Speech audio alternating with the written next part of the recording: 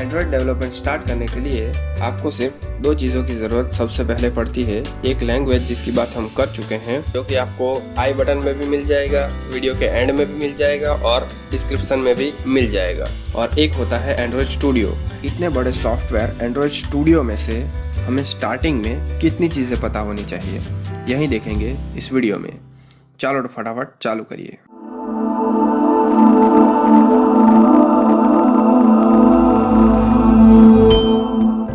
Android studio start करते ही सबसे पहले आपको ये स्क्रीन दिखेगी।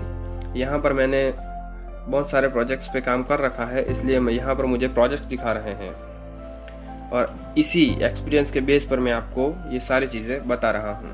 तो यहाँ पर सबसे पहला ऑप्शन है क्रिएट न्यू प्रोजेक्ट, दूसरा है ओपन एन एग्जिस्टिंग प्रोजेक्ट और तीसरा है गेट फ्रॉम वर्जन कंट्रोल, यानी कि आप गिटहब से भी आपका प्रोजेक्ट क्लोन कर सकते हैं, कोई भी प्रोजेक्ट इस तीसरे ऑप्शन से।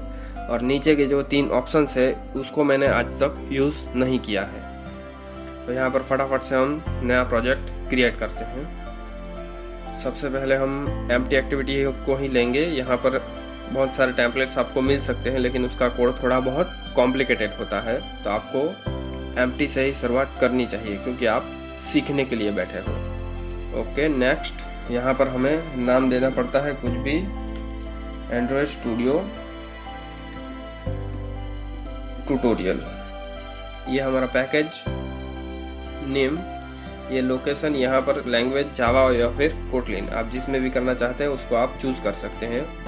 और यहाँ पर हमारा मिनिमम एसडीके वर्जन, यानी कि आपका एप्लीकेशन मिनिमम कितने वर्जन पे चल सकता है। तो यहाँ पर हम मिनिमम लॉलीपॉप पे हमारा एप्लीकेशन चलेगा। यहाँ से आप बदल भी सकते हैं, लेकिन आप जितना ऊपर जाओगे उतने आपके डिवाइस कम होते जाएंगे। यहाँ पर हमारा एप्लीकेशन 94.1% डिवाइस में कॉम्पिटिबल है। ओके, यहाँ पर हम फिनिश करते हैं। नया प्रोजेक्ट क्रिएट करते वक्त आपको सबसे पहले इंटरनेट की ज़रूरत पड़ेगी, क्योंकि ये इंटरनेट से बहुत सारी फाइल्स डाउनलोड करता है, बहुत सारा लाइब्रेरीज डाउनलोड करता है, जो कि हमें ज़रूरत पड़ेगी। बहुत सारी चीज़ें एंड्रॉयड स्टूडियो खुद से हमें डाउनलोड करके देता है, तो इसमें थोड़ा सा वक्त लग सकता है, 2 से 5 मिनट। यहाँ पर 102 MB डाउनलोड हो रही है, तो हम इसका डाउनलोड होने का वेट करते हैं यहाँ पर। तो यहाँ पर हमारी एप्लीकेशन क्रिएट हो चुकी है। अभी सबसे पहले जो चीज़ आती है वो है कि इसको रन कैसे करें। तो रन करने के लिए आपके पास दो ऑप्शन होते हैं, या तो आप एमुलेटर पे रन करें या फिर अपने फिजिकल डिवाइस में रन करें। एमुलेटर में अगर आप रन करेंगे तो पहले आपको यहाँ से AVD मैनेजर से एक एमुलेटर को क्रिएट करना पड़ेगा, क्रिएट न्यू वर्चुअल डिवाइस, लेकिन वो हैंग बहुत होता है, तो आपको फिजिकल डिवाइस में ही रन करना चाहिए, वही रिकमेंडेड है। फिजिकल डिवाइस में रन करने के लिए आपको कुछ सेटिंग्स करने पड़ेंगे। तो पहले उसके लिए आपको डेवलपर ऑप्शंस को एक्टिवेट करना पड़ेगा। यहाँ पर आपका जो MIUI वर्जन है, आपको उस पर 5-7 बार ऐसे क्लिक करना पड़ेगा, तो आपको दिखाएगा कि you are now a developer. Then आपको यहाँ पर कहीं भी आपका एडिशनल सेटिंग्स या फिर कहीं भी आपको डेवलपर ऑप्शंस दिखेगा, ये रहा हमारे में, उसमें से आपको ये USB डिबगिंग, आपको यहाँ पर मेरा ऑन है, ये आपको ऑन कर लेना है। उसके बाद जैसे ही आप यहाँ पर USB डिवाइस को कनेक्ट करते हैं तो वो आपको यहाँ से डिटेक्ट कर लेगा फिजिकल डिवाइस, और आपके डिवाइस का नाम आ जाएगा, जैसे कि Redmi Note 4। अभी आप सिंपली यहाँ से इस एप्लीकेशन को अपने मोबाइल में रन कर सकते हैं। देखते हैं कैसे ओपन होती है हमारी एप्लीकेशन। ये देखिए यहाँ पर वो क्रिएट हो जाएगी, और ये देखो यहाँ पर वो एप्लीकेशन रन हो चुकी है, और जो पहला लेआउट, इनिशियल लेआउट होता है, वो हमें दिख रहा है, हेलो वर्ल्ड, रन हो चुका है। अभी एंड्रॉयड स्टूडियो हमें जितनी भी फाइल्स और फोल्डर क्रिएट करके देता है वो हमें किस यूज़ में आते हैं वो देखते हैं। सबसे पहले हमें यहाँ पर एक एक्टिविटी क्रिएट करके दी है, मेन एक्टिविटी, मतलब कि एक इनिशियल एक्टिविटी जिससे हमारी एप्लीकेशन रन होके हमें दिख सके। और ये इसका लेआउट है जिसमें सिर्फ एक टैक्स है कि हेलो वर्ल्ड। और यहाँ पर आपकी सारी प्रोजेक्ट्स की फाइल जितनी भी होगी वो आपको यहाँ पर दिखेंगी। कैसे? तो एंड्रॉयड के अंदर ऐप के अंदर जावा के अंदर कॉम। तो यहाँ पर आपकी जितनी भी एक्टिविटीज़ होंगी जो कि कोडिंग की फाइल होगी, जावा फाइल्स होगी, वो आपको यहाँ दिखेंगी। और जो भी आपको विजुअली दिख रहा है लेआउट्स, वो आपको रिसोर्सेज में मिल जाएगा। इमेज हो गया, टेक्स्ट हो गया, फॉन्ट हो गया, कुछ भी कलर, सब कुछ आपको इस रिसोर्सेज के फोल्डर के अंदर आपको दिख जाएगा। इसके लेआउट के अंदर हमें हमारे लेआउट फाइल्स मिल जाती है। अभी हमें एक और अगर लेआउट फाइल क्रिएट करनी है तो यहाँ से राइट क्लिक करके new resources layout file new करके हम कर सकते हैं न्यू लेआउट। ओके, तो यहाँ पर हमारा न्यू लेआउट क्रिएट हो चुका है जो कि हमें एकदम एम्प्टी देता है। अभी यहाँ पर हमें कोई भी CB कोडिंग की फाइल जनरेट करनी है जावा क्लास, तो हम यहाँ से जावा क्लास भी जनरेट कर सकते हैं। कोई भी नाम दे सकते हैं हम। क्लास का नाम कैपिटल से शुरू होना चाहिए, टेस्ट। ओके, टेस्ट नाम का ये क्लास क्रिएट हो चुका है। यहाँ पर हमें अगर एक्टिविटी बनानी है, मतलब कि एक्टिविटी क्या होती है, एक्टिविटी के अंदर ऐसा एक ऑन क्रिएट नाम का फोल्डर होता है, उसके अंदर हमारी लेआउट फाइल बाइंड होती है। यहाँ पर आप जो भी नाम से बाइंड करेंगे, जैसे कि यहाँ पर मैं अभी न्यू लेआउट बाइंड कर देता हूँ, तो अभी इस एक्टिविटी के ओपन होने पर ये न्यू लेआउट ओपन होगा हमारा अपनी एप्लीकेशन में। इस तरह से ये काम करता है। और इस एक्टिविटी को बनने के लिए हमें इस ऐप कॉम्पैट एक्टिविटी को एक्सटेंड करना पड़ेगा। अगर आप ये नहीं करेंगे तो आपको एरर देगा कि आप लेआउट बाइंड नहीं कर सकते। तो ये अपना नॉर्मल क्लास बन जाएगा। ओके, देन हमें अगर एक नई एक्टिविटी क्रिएट करनी है तो यहाँ से हम एक्टिविटी के अंदर कोई सी भी टाइप की एक्टिविटी ले सकते हैं। एम्प्टी एक्टिविटी लेते हैं अभी, मेन एक्टिविटी 2। ओके, और यहाँ पर हमारी लेआउट फाइल भी साथ साथ में जनरेट हो जाती है। अगर आपको लेआउट फाइल जनरेट नहीं करनी है, आपने ऑलरेडी लेआउट फाइल बना रखी है, तो आप यहाँ से इसे अनचेक कर सकते हैं, तो सिर्फ आपकी कोडिंग की फाइल बनेगी। Okay, finish. तो ये देखिए यहाँ पर मेन एक्टिविटी 2 जनरेट हो चुकी है। यहाँ पर इसका लेआउट भी जनरेट हो चुका है और ये ग्रेडल बिल्ड हो रहा है, इसलिए यहाँ पर एरर दे रहा है कि अभी इसको रिजॉल्व नहीं कर सकते। जैसे ही ये सिंक इन प्रोग्रेस ख़त्म होगा ये एरर चली जाएगी। तो ये है हमारी लेआउट फाइल। इसमें आपको कितनी चीज़ें पता होनी चाहिए, तो ये यहाँ पर ये आपको सबसे पहले खुलकर आएगा। जब ये आप लेआउट फाइल खोलोगे तो उसमें ये डिज़ाइन होती है कि अगर आप सिर्फ डिज़ाइन करना चाहते हैं तो यहाँ से आप वो भी कर सकते हैं। बटन को खींचकर यहाँ पर ऐसे रख भी सकते हैं। ये सब हो गया। अगर आप कोडिंग के साथ साथ देखना चाहते हैं तो यहाँ पर ये कोडिंग है और ये इसका डिज़ाइन। आप जैसे ही उसको बनाओगे आपको दिख जाएगा। ये यहाँ पर मैंने कैंसिल कर दिया तो वो निकल गया। इस तरह से आप, और सिर्फ आप कोडिंग देखना चाहते हैं तो ये। अभी इसके अंदर जो चीज़ आपको पता होनी चाहिए वो यहाँ पर, ये ऐसे आपकी एप्लीकेशन कैसे दिखेगी लैंडस्केप मोड में, वो आप यहाँ से देख सकते हैं। अभी पोर्ट्रेट, और अगर आप नाइट मोड में एप्लीकेशन बना रहे हैं तो आप वो भी यहाँ से देख सकते हैं कि भाई हमारी एप्लीकेशन नाइट मोड में कैसे दिखेगी। बस लेआउट फाइल में अभी तक हमें इतनी ही ज़रूरत पड़ेगी। अभी एक्टिविटी और लेआउट की बात हो गई। इसके बाद ड्रॉवेबल्स, मतलब कि ये फोल्डर में क्या रखना चाहिए। इस फोल्डर में आपकी सारी की सारी जो इमेजेस की फाइल है या फिर आइकॉन्स हो गए, सब कुछ यहाँ पर आप रखते हैं। इमेजेस फाइल हो गए, आइकॉन्स हो गए, बटन की डिज़ाइन हो गई, ये सब आप इस ड्रॉवेबल के फोल्डर में रख सकते हैं। अभी इसमें इमेज कैसे लाएं, तो ये यहाँ पर हमारा एक इमेज है खाबिल्ला में, और ड्रॉवेबल के अंदर पेस्ट, Ctrl+V। ओके ओके, तो ये देखिए हमारा इमेज आ चुका है एंड्रॉयड के अंदर। इस तरह यहाँ पर सारी के सारी ड्रॉवेबल्स की फाइल होती है। जैसे कि मैं अपने प्रोजेक्ट में दिखाऊं, ये रहा मेरा जो अभी मैं जिस पे काम कर रहा हूँ वो। इसके ड्रॉएबल में यहाँ पर मैंने सारी की सारी फाइल्स रखी हुई है। ये सारे आइकॉन्स है। ओके, ड्रॉएबल्स हो गए। अभी ये मीप मैप क्या है, तो मीप मैप यहाँ पर आपका लॉन्चर आइकॉन हो गया।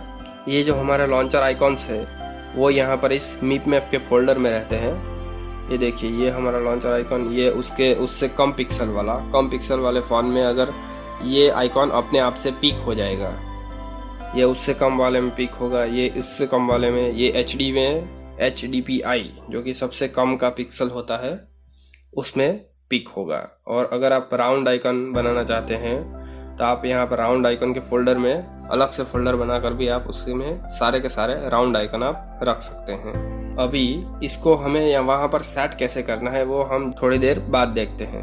ओके, अभी ये वैल्यूज़ का फोल्डर क्या है और क्यों है। वैल्यूज़ के फोल्डर में यहाँ पर हमें कलर्स मिल जाते हैं, मतलब कि आपके एप्लीकेशन में जितने भी कलर्स यूज़ होंगे उसको आपको यहाँ पर रखना है। आप उसको वैसे भी यहाँ से, ये आप कोड है उसको भी आप एज इट इज़ यूज़ कर सकते हैं। देखिए, दिखाता हूँ मैं आपको। मेन एक्टिविटीज़ का टेक्स्ट कलर और Ctrl+V, तो ये देखिए यहाँ पर इसका कलर चेंज हो चुका है। अभी कलर आप ऐसे ही चेंज कर सकते हैं, तो उसको यहाँ पर अलग से रखने की ज़रूरत क्या है। तो आप ऐसे कोड को कहीं भी याद नहीं रख सकते, इसलिए हम उसको यहाँ पर रख के उसको एक नाम दे देते हैं कि भाई पर्पल 500। तो आप फिर उसको यहाँ पर उस नाम से एक्सेस कर सकते हैं कि पर्पल और ये 500। तो ये कलर हमारा, देखिए ये कलर हमारा एक्सेस हो चुका है। @color यानी कि कलर वाले फोल्डर में जाएगा, कलर को उठा लेगा वहाँ से। और दूसरी चीज़ वैल्यूज़ में होती है वो है ये स्ट्रिंग्स, मतलब कि आपके एप्लीकेशन में जितने भी टैग्स होंगे वो आपको यहाँ रखने हैं। @string से आप उसको एक्सेस कर सकते हैं। अभी कैसे, तो वो देखते हैं कि यहाँ पर ये हेलो वर्ल्ड है, तो ये मैंने ऐसे ही लिखा है और ये चल भी रहा है, तो हमें उस स्ट्रिंग में रखने की ज़रूरत क्या है वो भी देख लेते हैं। यहाँ से मैंने इसको कॉपी कर लिया और यहाँ पर हम स्ट्रिंग कैसे बना सकते हैं, string नेम हेलो, कोई भी आप अपने हिसाब से नाम दे सकते हैं। और ये तो आपकी ये स्ट्रिंग क्रिएट हो चुकी है, स्ट्रिंग हेलो, तो वो आप यहाँ से एक्सेस हो चुकी है। अभी यहाँ पर डायरेक्ट लिखने से भी काम हो सकता है, तो ये वाया करने की ज़रूरत क्या है, तो उसका भी एक एडवांटेज है, अभी बताते हैं। और दूसरी तरीके से आप उसको स्ट्रिंग कैसे बना सकते हैं वो देखते हैं हम। ऐसे यहाँ से आप यहाँ पर थोड़ी देर रखेंगे तो एक्सट्रैक्ट स्ट्रिंग रिसोर्स का ऑप्शन आएगा, उसको आप क्लिक करते हैं, ये आपका स्ट्रिंग का नाम बन जाएगा और ये उसकी वैल्यू। ओके करते हैं यहाँ पर, ये देखिए ये एक स्ट्रिंग अपने आप से जनरेट हो चुकी है। तो आप ऐसे भी इसको जनरेट कर सकते हैं। अभी इन दोनों का एक्चुअल यूज़ क्या है तो वो देखते हैं। इसके पहले हमें यहाँ पर इसको लीनियर लेआउट बना लेते हैं, क्योंकि वही सबसे ज़्यादा बिगिनर फ्रेंडली होता है। लीनियर लेआउट आपको सबसे पहले वो सीखना पड़ेगा, वो सीखेंगे तो वो आपके लिए अच्छा रहेगा। उसके बाद आप कस्टम लेआउट पे स्विच कर सकते हैं। इसकी टेक्स्ट साइज थोड़ी सी बढ़ा देता हूँ, 24 dp। ओके, अभी इसको मैं Ctrl+D मतलब कॉपी करता हूँ, Ctrl+D। तो मान लीजिए कि इतनी सारी हमारे पास टेक्स्ट फाइल्स हैं और अलग अलग फोल्डर्स में हैं, मतलब अलग अलग लेआउट फाइल्स में है। जैसे कि मैं अपने प्रोजेक्ट में दिखाऊँ आपको, कहाँ गया, ये हमारा प्रोजेक्ट है। यहाँ पर हमारी लेआउट फाइल्स कितनी है वो देखते हैं। इतनी सारी लेआउट फाइल्स है। अभी आपको इसका कलर बदलना है या फिर इसमें जो टेक्स्ट लिखा हुआ है वो बदलना है, तो आपको सारे के सारे लेआउट में जाकर चेक करना पड़ेगा कि कहाँ पर वो यूज़ हुआ है। अगर आप ऐसे ही लिख दोगे तो, अगर आपने स्ट्रिंग रिसोर्स और कलर रिसोर्स को यूज़ किया तो ये देखिए ये पर्पल को हमने यूज़ किया है। अभी इस पर्पल को हमें बदल कर क्या बनाते हैं, ग्रीन बनाना है। तो ये देखिए ओके। और ये हमारा ग्रीन हो चुका है। तो मेन एक्टिविटी में सारे हमारा जो टेक्स्ट है उसका कलर एक साथ बदल गया है। अभी आपको इस नेम को बदलना है, तो यहाँ से आप रिफैक्टर भी कर सकते हैं। Refactor, rename, green. रिफैक्टर करते ही ये पर्पल नाम से जहाँ जहाँ पर यूज़ हुआ होगा वहाँ पर वो उसको ग्रीन बना देगा। ये देखिए यहाँ पर पर्पल था, ग्रीन हो गया, ग्रीन हो गया, ग्रीन हो गया, ऐसे। तो वो एक साथ बदल लेता है। यहाँ पर स्ट्रिंग हमें बदलनी है। हेलो वर्ल्ड हमें पसंद नहीं आया, हेलो हीवन लिख देते हैं हम। और ये देखिए यहाँ पर सारे की सारे आपके एप्लीकेशन में जहाँ जहाँ पर भी ये स्ट्रिंग यूज़ हुई होगी वहाँ पर वो अपने आप चेंज कर लेगा। अगर आपके से स्पेलिंग मिस्टेक हो गया है तो वहाँ पर आप इसको आपके बहुत काम आ सकता है। तो ये हो गई वैल्यूज़ फाइल्स किस यूज़ में आती है। और यहाँ पर ये है थीम्स। थीम्स क्या होती है? अभी जो यहाँ पर पर्पल यूज़ हुआ होगा वो ग्रीन हो चुका है। अभी हम इसको रन करके देखते हैं। ये मेन एक्टिविटी है, ये सबसे पहले रन होगी। तो यहाँ पर हमारी ये खुलनी चाहिए, लेकिन देखते हैं कि क्या खुलती है, कौन सी एक्टिविटी खुलती है। ओके, ये देखिए पूरी एम्प्टी एक्टिविटी है। क्यों? तो आपको यहाँ देखना है, ये मेन एक्टिविटी एग्जीक्यूट हुई और इसके हमें न्यू लेआउट हमने बाइंड किया हुआ है, उसको हम एक्टिविटी मेन बना देते हैं और उसके बाद रन करते ही वो आपका एक्टिविटी मेन खोलेगा। इंस्टॉलिंग, ये देखिए यहाँ पर हमारी एक्टिविटी मेन रन हो चुकी है और ये जो टूल बार है वो बाय डिफ़ॉल्ट हमें देता है। तो ये थीम्स का ये भाग है। यहाँ पर मान लीजिए कि हम एक बटन बना रहे हैं,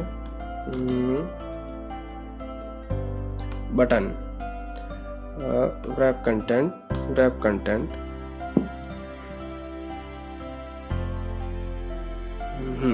बटन को हम कोई भी नाम नहीं देते हैं और उसके बाद रन करते हैं। हाँ, तो ये देखिए ये हमारा बटन ग्रीन मतलब कि प्राइमरी आता है, जो कि हम थीम्स में यहाँ पर बाय डिफ़ॉल्ट ये थीम्स का प्राइमरी कलर लेता है। अभी हमें यहाँ पर इस जो प्राइमरी कलर है उसको बदलना है, तो आप यहाँ से उसको थीम्स में जाके बदल सकते हैं। आपको ब्लैक चाहिए तो आप ब्लैक कर सकते हैं। अभी इसको रन करते ही सब कुछ ब्लैक में खुलेगा। देखिए, ये देखिए जो जितनी भी थीम्स जहाँ जहाँ पर यूज़ हुई होगी वहाँ पर ये प्राइमरी कलर को ब्लैक कर देगा। अभी इस जो टूल बार हमारा बाय डिफ़ॉल्ट आता है उसको हटाने के लिए भी हमें यहाँ पर थीम्स में भी चेंज करने पड़ेगी। डार्क एक्शन बार है, उसको हम यहाँ से नो एक्शन बार कर देंगे, तो अभी हमें वो एक्शन बार नहीं दिखाएगा। और हम बाय डिफ़ॉल्ट एक्शन बार जो आता है उसको हम ज़्यादातर यूज़ नहीं करते हैं, हम अपना ही एक टूल बार बनाते कस्टम हर बार। देखिए यहाँ पर हमारा टूल बार निकल चुका है। तो बस इतना ही है वैल्यू फाइल के लिए। अभी ये वैल्यूज़ हो गए।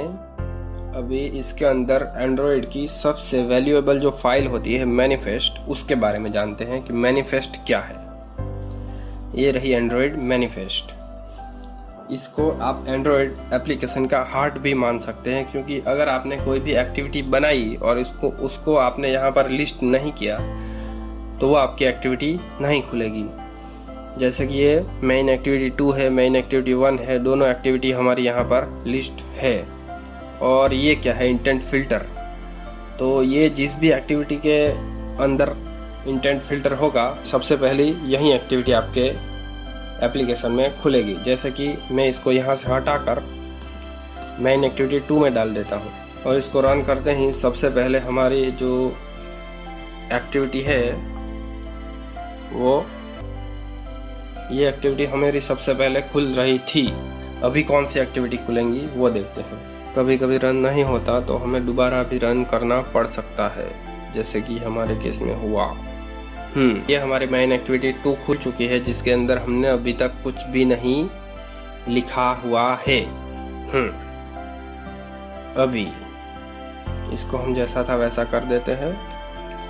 और क्या क्या चीज़ें हैं इसमें एक पैकेज नेम होता है जो कि आपका पैकेज का नेम है com.app.as ट्यूटोरियल, ये देखिए।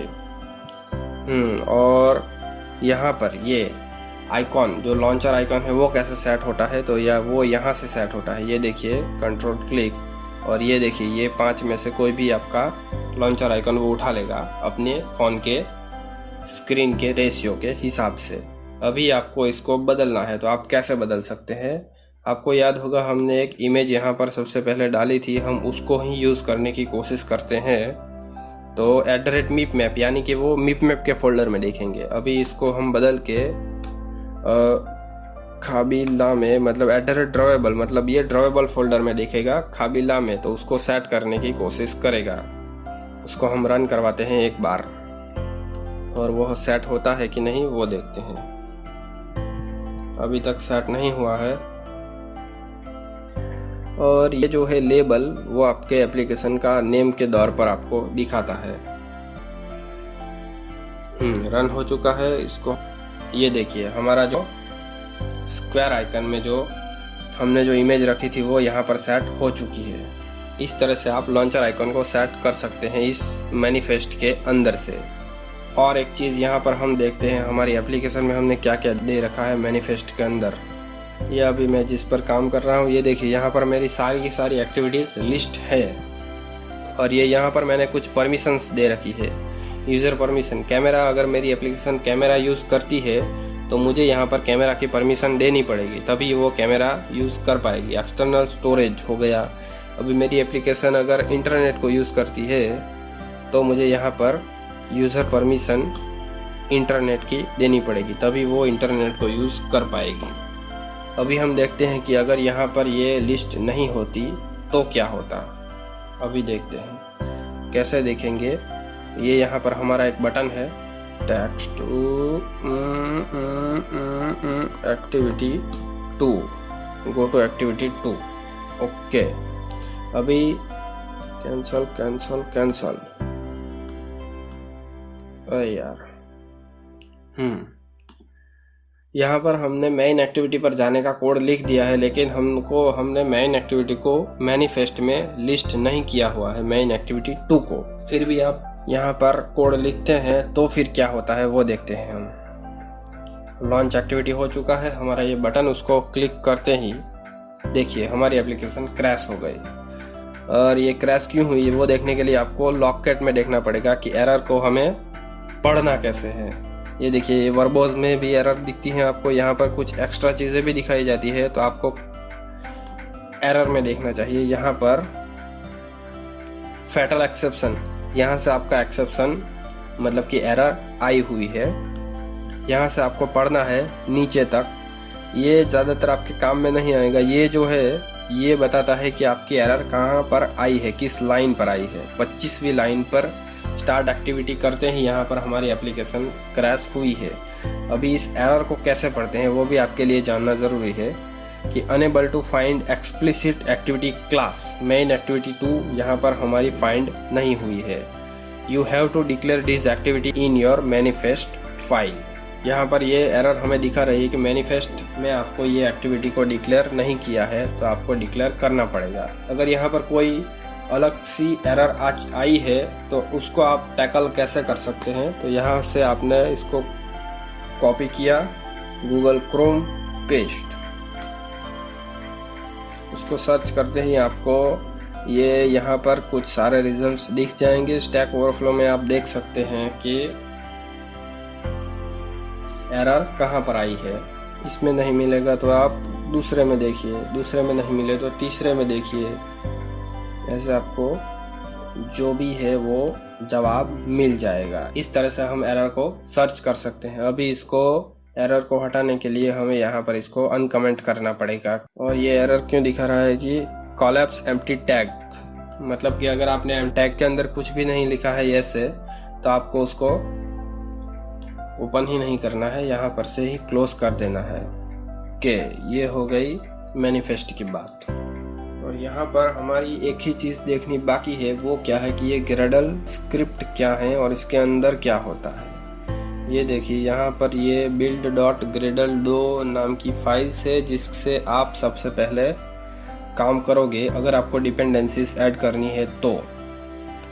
ये रहा हमारा, इसको हम क्लोज कर देते हैं।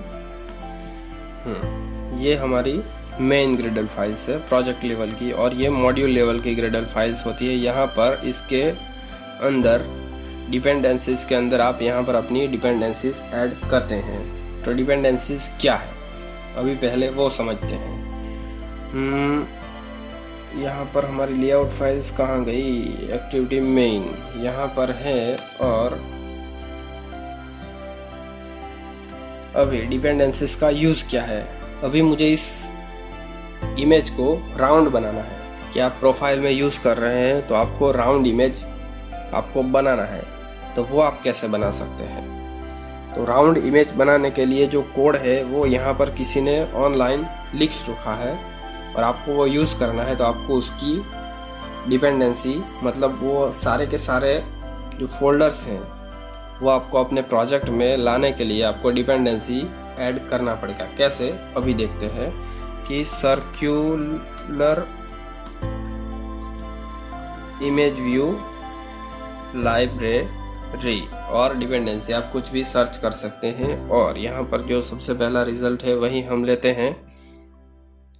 ये देखिए इतना सारा कोड इसने लिख रखा है इस तरीके से राउंड इमेज को राउंड बनाने के लिए। हमें सिर्फ यहाँ पर ये जो एक लाइन है उसको ऐड करना है और उसको सर्कुलर बनाने के लिए हम इस तरीके से यूज़ कर सकते हैं, वो भी हम देखेंगे अभी। कहाँ ऐड करना है, तो ये मॉड्यूल लेवल की फाइल्स है, यहाँ पर हमें इसको ऐड कर देना है। और ये सिंक का ऑप्शन दे ही देगा तो आपको सिंक करना पड़ेगा। जैसे ही सिंक होगा तो वो आपको आपके प्रोजेक्ट के अंदर सारी की सारी जो उसका फोल्डर है वो डाउनलोड कर लेगा। कैसे, अभी यहाँ पर हमें दिख जाएगा वो, शायद ये देखिए ये DE, ये हमारी सर्कुलर इमेज व्यू की जो सारे के सारे फोल्डर्स हैं वहाँ पर ये जो बना रखे हैं वो सारे के सारे अभी हमारे एप्लीकेशन के अंदर आ चुके हैं। अब हम यहाँ पर इसको यूज़ कर सकते हैं। कैसे, सर्कुलर इमेज व्यू, ये देखिए DE circular image view circle image 250 dp ही लेते हैं हम, एंटर।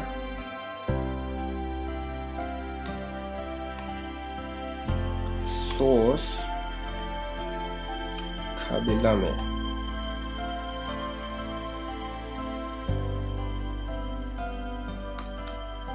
ये देखिए यहाँ पर हमारी इमेज सर्कल हो चुकी है। इस तरीके से आप डिपेंडेंसीज को यूज कर सकते हैं। ऐसे हमें डिपेंडेंसी को यूज करना है। और यहाँ पर ये सब क्या है, रेपोजिटरी के गूगल मावेन सेंट्रल, ये जे सेंटर हो गया। तो ये क्या है कि ये जो हमने डिपेंडेंसी ऐड की है वो अपलोड कहाँ पर हुई है। अगर वो जे सेंटर में अपलोड हुई है तो यहाँ पर हमें जे सेंटर लिखना ज़रूरी है। अगर आप ये नहीं लिखेंगे तो आपकी जो प्रोजेक्ट जो फोल्डर्स डाउनलोड हो रहे हैं वो नहीं होंगे और यहाँ पर ये फोल्डर्स यहाँ पर वो नहीं दिखेगा अगर आपने यहाँ पर ये नहीं लगा रखा है। तो अगर आप डिपेंडेंसी ऐड कर रहे हैं फिर भी आप उसको यूज़ नहीं कर पाते हैं और आपको एरर देता है, तो आपको ये चेक कर लेना है कि वो अपलोड कहाँ पर हुई है और वो हमने यहाँ पर लिखा हुआ है या नहीं। यही है ग्रेडल फाइल्स का जो बेसिक्स है वो। और यहाँ पर हमारा जो ये प्रोजेक्ट डायरेक्टरी, अगर आपको वो चेंज करना है तो आपको यहाँ पर भी चेंज करना पड़ेगा। यहाँ पर अगर आपको कोई भी एक्सटेंशन डालना है, अगर आप कोटलिन यूज़ करते हैं तो आप यहाँ पर वाकिफ़ हो जाएंगे अपने आप। Okay, that's it for dependencies. Okay, तो अभी हमने यहाँ पर जितना भी दिख रहा था हमने सब कुछ देख लिया है कि क्या है और क्यों है और कैसे इसको यूज़ करना ज़रूरी है हमारे ही फ़ायदे के लिए। अभी ये जो मेनूज़ है उसमें से हमें कितनी चीज़ सबसे पहले यूज़ में आएंगी तो वो देख लेते हैं कि यहाँ पर आप ओपन न्यू ये सब तो आपको पता चल ही जाएगा। सेटिंग्स में हमें कुछ ज़्यादा ज़रूरत नहीं पड़ती है। और एक चीज़ ये रही इनवैलिड कैचेस एंड रिस्टार्ट, मतलब कि आपके प्रोजेक्ट के अंदर आपने कुछ गड़बड़ कर दी है, कुछ अनवांटेड चीज़ आपने कर दी है और रन नहीं हो पा रहा है और आपको पता नहीं है कि उसका क्या करना है, तो आपको उसको सिंपली इनवैलिड और रिस्टार्ट करना है। तो 90% चांस है कि वो एंड्रॉयड स्टूडियो आपको अपने आप से वो ठीक करके देगा। आप जस्ट रिस्टार्ट भी कर सकते हैं, तो ये आपके लिए एक यूज़फुल रहेगा। अगर आपने इस ग्रेडल फाइल्स के अंदर कुछ फेरबदल कर दी है यहाँ पर, या फिर इसके अंदर आपने कुछ गड़बड़ कर दी है, या फिर सेटिंग्स डॉट ग्रेडल में यहाँ पर आपने कुछ चेंजेस हो गए हैं आपसे गलती से, तभी वो ऑप्शन आपके लिए यूज़फुल रहेगा। और एडिट में हम ज़्यादातर कुछ यूज़ नहीं करते हैं, व्यूज़ में भी कुछ नहीं, नेविगेट में भी कुछ नहीं, कोड एनालिसिस, रिफैक्टर मतलब कि आपको कोई एक आपने पहले नाम बना रखे हैं लेकिन अगर आपको वो नाम पसंद नहीं आता है तो आप यहाँ से रिफैक्टर रीनेम कर सकते हैं कोई सा भी। वो जहाँ जहाँ पर भी आपका प्रोजेक्ट में यूज़ हुआ है वहाँ पर चेंज हो जाएगा अपने आप से, तो आपको वो ध्यान से करना है। और बिल्ड मतलब यहाँ पर ये एक ऑप्शन है कि आपको अपनी एप्लीकेशन का APK बनाना है, तो आप बिल्ड के अंदर बिल्ड APK से बना सकते हैं। क्लीन प्रोजेक्ट मतलब कि आपकी ग्रेडल डिपेंडेंसी को फिर से सब कुछ क्लीन करके अपने बिल्ड करेगा। रीबिल्ड में भी यही होगा कि आपकी डिपेंडेंसीज फिर से बिल्ड होगी अपने एप्लीकेशन के साथ। यहाँ पर रन के सारे ऑप्शंस आ जाते हैं। टूल्स के अंदर अगर आपको फायरबेस कनेक्ट करना है तो आप यहाँ से क्लिक करके कर सकते हैं। ये देखिए ये सारे के सारे फायरबेस के रियल टाइम डेटाबेस है, तो आप यहाँ से कनेक्ट कर सकते हैं। उसके लिए आपको वीडियो देखना पड़ेगा क्योंकि ये थोड़ा सा लंबा प्रोसेस है। विंडोज़ में भी हम कुछ नहीं यूज़ कर सकते हैं, मतलब करते नहीं हैं, और ये हेल्प में भी हम कुछ भी यूज़ नहीं करते हैं बिगिनर लेवल पे। आपके लिए यहाँ पर सिर्फ एक इनवैलिड कैश और ये रिफैक्टर बिल्ड APK, बस इतने ही आपके लिए ऑप्शंस है कुछ यूज़ करने के लिए। और यहाँ पर आपको सारे के सारे जो शॉर्टकट्स हैं वो आपको यहाँ पर दिख जाएंगे, तो आप उसको यूज़ कर सकते हैं, आपके लिए आसानी रहेगी। बस इतना ही है एंड्रॉयड स्टूडियो में आपको सबसे पहले स्टार्टिंग करने के लिए जानने के लिए। अभी आप सब कुछ जान चुके हैं, अभी आपको सिर्फ लेआउट को कैसे बनाते हैं, कौन कौन से लेआउट है, linear layout, relative layout, constraint layout, वो आपको करते करते सीखना है। उसके पीछे का जो कोडिंग है वो कैसे करना है वही आपको अभी सीखना है। अभी आपको एंड्रॉयड स्टूडियो के बारे में टेंशन लेने की ज़रूरत नहीं है। सब कुछ क्या है और कैसे यूज़ करना है वो हमने यहाँ पर देख लिया है। Okay, that's it for this video. Thank you.